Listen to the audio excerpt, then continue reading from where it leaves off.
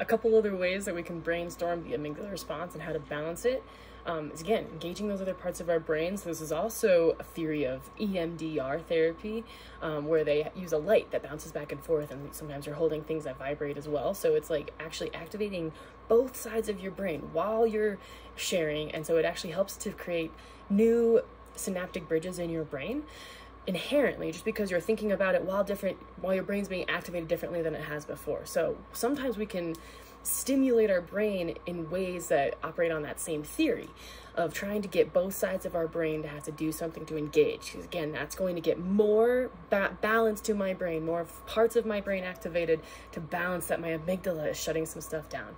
So it can also, we talked about breathing, yes, but it can also be like with little hand puzzle games. So one of the ones that I really like to do is if you put your thumb up on one hand and you point your finger pointing at the other one, and all I want you to do is, we'll start with doing it in breaths.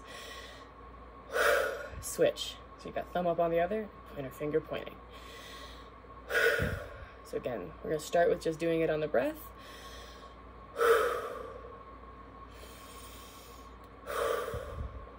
And then speed it up when you can. You'll get faster, you'll get better. It might be harder when you first start. Maybe you can't talk and do it.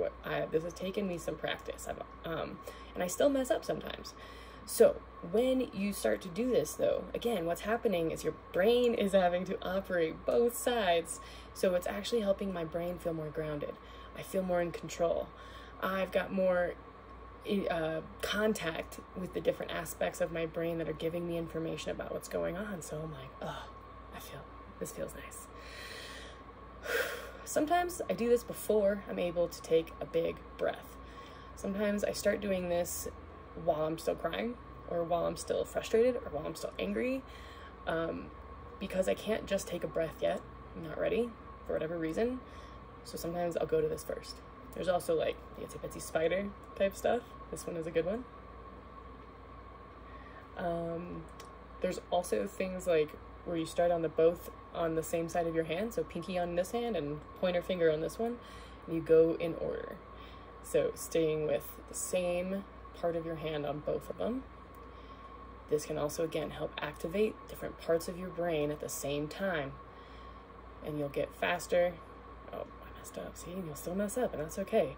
It's just about activation. So we're getting parts of our brain reactivated before I choose a response.